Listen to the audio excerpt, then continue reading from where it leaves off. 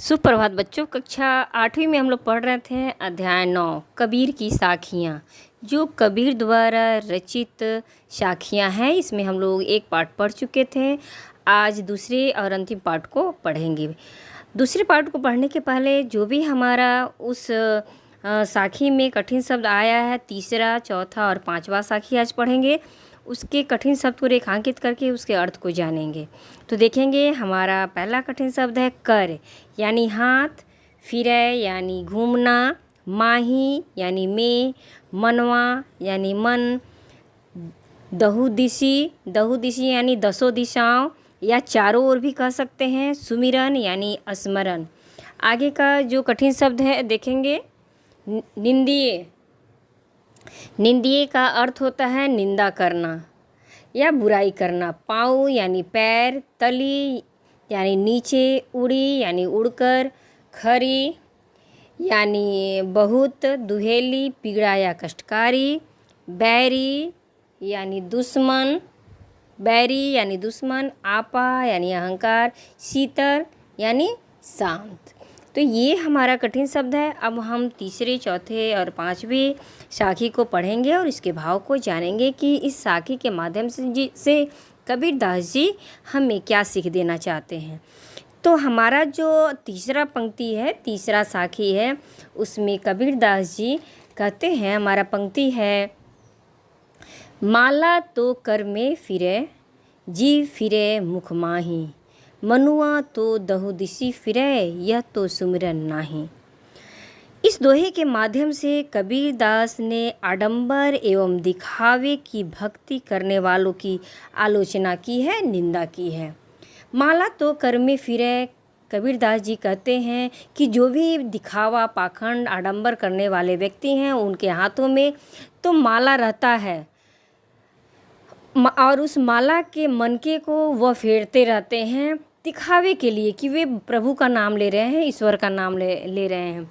जिभी फिरे मुख माही, और उनका मुंह जो है उनको अपने आप पे नियंत्रण नहीं रहता है और दिखावे में उनके मुंह के अंदर का जो जीभ है वह घूमते रहता है। मनुआ तो दहुदिशी फिरे, उनके अपने मन पर नियंत्रण नहीं रहता। उनका मन जो है चारों तरफ दिखावे में, पाखंड में, आडंबर के कारण भटकते रहता है, चारों तरफ भटकते रहता है। उनके अपने आप के मन पर नियंत्रण नहीं रहता है, काबू नहीं रह पाता है।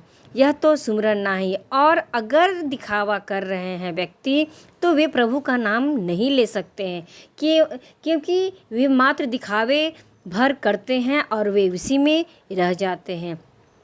अर्थात मनुष्य प्रभु भक्ति का केवल दिखावा करता है, हाथ में माला के मन के घुमाता हुआ भक्ति का ढोंग करता है, क्योंकि वह अपने मन पर नियंत्रण नहीं रख पाता है। उसका मन तो 10 दिशाओं में भटक रहा होता है। मनुष्य को पाखंडवाद को छोड़कर अपने मन को वश में करना चाहिए। आगे की पंक्ति को देखेंगे कि आगे के पंक्ति के माध्यम से कबीरदास जी हमें क्या कहना चाहते हैं। कबीर घास न निंदिए, जो पाँव तली होई, उड़ी पड़े जब आँखी में, खरी दुहेली होई।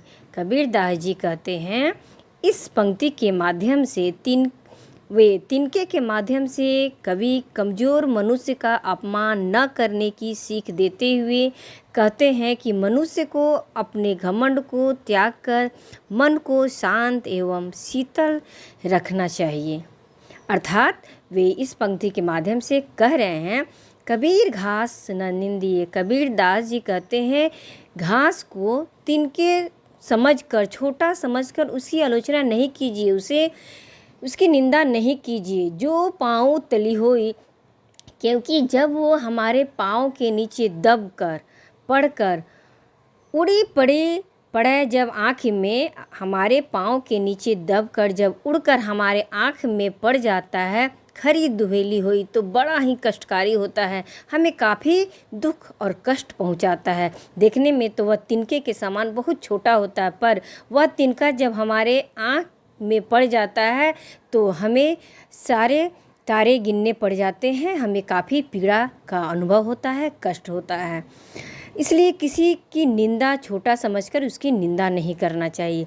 अर्थात कबीरदास जी कहते हैं कि पैर के नीचे की घास के तिनके को कमज़ोर नहीं समझना चाहिए, क्योंकि यही तिनका यदि उड़कर आँख में पड़ जाता है तो बहुत ही कष्टदायक होता है। अर्थात मनुष्य को निम्न वर्ग या कमज़ोर निर्धन लोगों का अपमान नहीं करना चाहिए। आगे का पंक्ति देखेंगे, जग में बैरी कोई नहीं जो मन शीतल होए। प्रस्तुत पंक्ति के माध्यम से कबीरदास जी कहते हैं, इस संसार में कोई भी बैरी नहीं है, दुश्मन और शत्रु नहीं है। अगर हमारा मन शीतल और शांत है तो हमारे लिए इस संसार में हमारा कोई भी दुश्मन नहीं है। या आपा को डारी दे, दया करे सब कोई। अगर हम अपने मन के अहंकार को, आपा यानी अहंकार घमंड को त्याग देते हैं तो सारे लोगों द्वारा हम पर दया बरसाया जाएगा, दया किया जाएगा, सब हमारे ही गुणगान करेंगे। अर्थात यदि मनुष्य का मन शांत और निर्मल हो तो उसका कोई शत्रु नहीं होता। अहंकार को त्याग देने से मनुष्य का स्वभाव भी निश्चल तथा पवित्रता से भर जाता है। ऐसा होने से सभी उस पर अपनी कृपा दृष्टि बनाए रखते हैं। तो इसके माध्यम से कबीरदास जी हमें क्या समझाना चाहते हैं कि हमें कभी भी घमंड नहीं करना चाहिए। अपने घमंड को, अपने आपा को त्याग देना चाहिए, अपने मन को शीतल बनाकर रखना चाहिए। तब संसार में हम सबके नज़र में पूजनीय होते हैं, हमारा आदर सत्कार मिलता है और कोई भी इस संसार में हमारा दुश्मन नहीं रह जाता है। तो इसके साथ ही हमारा कबीर की साखियाँ जो 9वां अध्याय है समाप्त होता है।